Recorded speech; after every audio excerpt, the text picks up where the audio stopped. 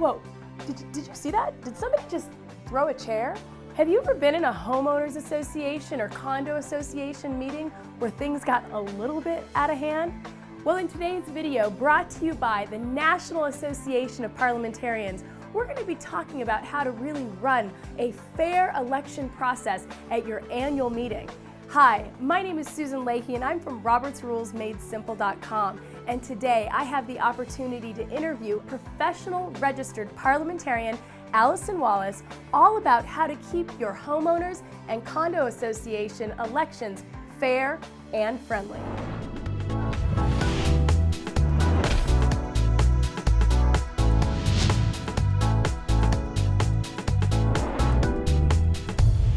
Allison Wallace, I am glad to have you on the phone today. How are you? I am great, Susan. Thanks for having me. It is my pleasure, and I tell you, we are going to be talking a little bit about a contentious topic, which is how to really run fair elections of your directors within your homeowners and condos associations. I mean, this can get crazy. So let's just jump in and talk a little bit about, well, why do you think homeowners and condo boards are so contentious, Allison? Well, I think that the largest part is because you have people living together in a community setting. There are large amounts of money because it is your home that you've invested in, and there are issues of personal freedom. So these things are what people feel passionate about. Wow. Well, and it's funny because, well, maybe it's not funny, but I find that with the clients that I work with, some of the most angry, the most frustrated clients that I work with are from condos and condo associations and homeowners associations. And I think how sad that is that this is their environment they're living in, but it's still so uncomfortable. And, you know, sometimes members who are elected to the board of directors, they might become dictatorial or non-responsive. But on the other hand, sometimes homeowners are not informed, so they're not doing their duty as well as they should. Wow, and I think that's a big piece, right? So you've got homeowners who are coming into their meetings and they're not informed, they maybe haven't been trained, and then you've got board members who are just trying to maybe almost survive. So it's really creating a difficult dynamic. And people need to always remember that under any parliamentary authority, being polite to one another is essential. Oh, right. If I could put a big old flag up and get everyone to remember what you just said, right? I think people forget that basic rule. They're not even really polite to their own neighbors. Yes. And, you know, I think another problem for annual meetings of homeowners and condos is it may well be the only time of the year that the neighbors see one another or that they see their board in action.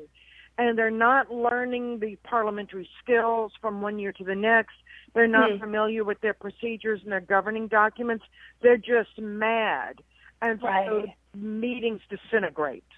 Wow. And I like what you said, that they're walking in to that meeting, they haven't been educated about the basics, and they're walking in angry, which is really a recipe for disaster. I agree. So how would you suggest that we empower, how would you empower yourself if you're a general manager or you're a presiding officer in one of these annual meetings? Well, I think that's the key. There is a solution to some of this. It does involve preparation, and there's so much to parliamentary procedure. You can't learn what you need to learn in the 5 minutes before the meeting. So you have to take certain steps, all of which may involve a good bit of time. For example, you need to get all of your governing documents. You need to determine what statutes will apply. I would get advice from an attorney in that regard. You should get the bylaws of your organization, be sure they're current, and you should get the parliamentary authority, by which I mean the manual that will tell you the parliamentary rules. It's usually Robert's Rules of Order. Okay, so I think that that's important for associations to really understand that if within their bylaws, if it states that they're using Robert's Rules of Order as their parliamentary authority or some other parliamentary authority, but most of the time it is Robert's Rules of Order. Yes. Okay. And then you asked me about, from the perspective of a presiding officer, yes. A lot of preparation will save you so much grief. A presiding officer should prepare carefully, way in advance, by having all of the materials I just spoke of, also by reading the minutes of the last meeting, even if it was the last annual meeting, by being sure all the notices and other things go out, and can consider preparing a script for him or herself to use in conducting the annual meeting. Sometimes a presiding officer may wish to obtain the services of a professional parliamentarian, and that is can really help the meetings go more smoothly.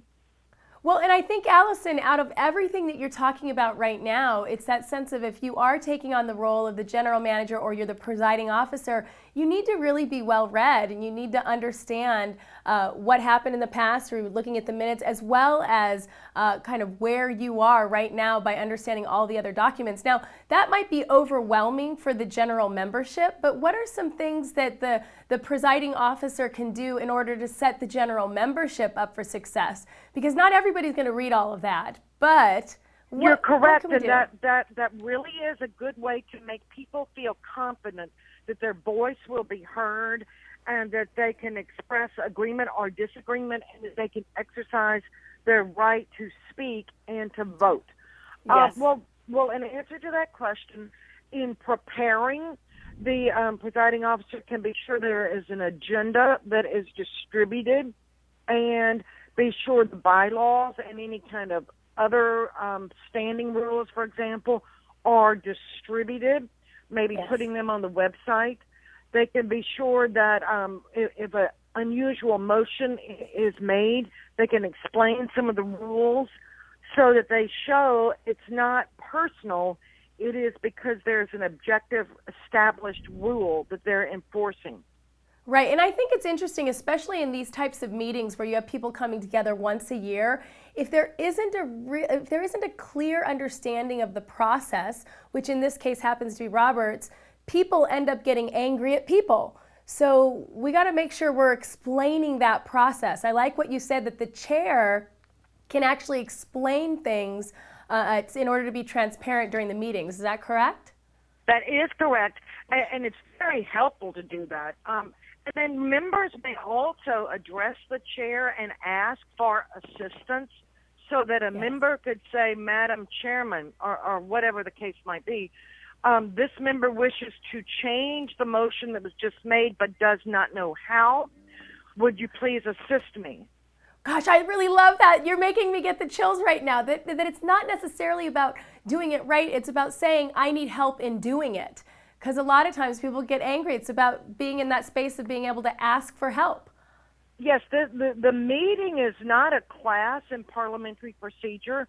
The meeting is where you are doing your business. And it's nice if you know some parliamentary procedure. It does save time, and it will give you confidence. But if you don't know it, you can still, in a respectful and informed way, ask for assistance. Well, let me ask you real quickly, Allison, as we're moving through our interview. I know that you're a long-standing member of NAP. You're a professional registered parliamentarian. How long have you been in NAP? I've been a member since 2003, and I've been a credentialed member since 2005. All right. Well, let me ask you real quickly, what resources would you direct our listeners to go to in order to learn more about this topic or other topics related to parliamentary procedure? The first resource I would suggest is that people go to parliamentarians.org, which is the NAP website, National Association of Parliamentarians, and that they then look at NAP in your area. So that you're finding a group of people somewhere near you that you could go to the meetings and get personal assistance and learn over time with some very nice people. Right. Well, and I love what you're saying, Allison, is that, you know what, you're not alone. So if you're running these contentious homeowners associations, these HOAs, these condo associations, and you need a little help and support, that help and support is out there through the NAP, the National Association of Parliamentarians. And Allison, I want to thank you for your time and your energy and your passion today, talking to us about this very important topic, how to keep your elections within your homeowners association and your condo boards fair and happy. All right, thank you so much, Allison.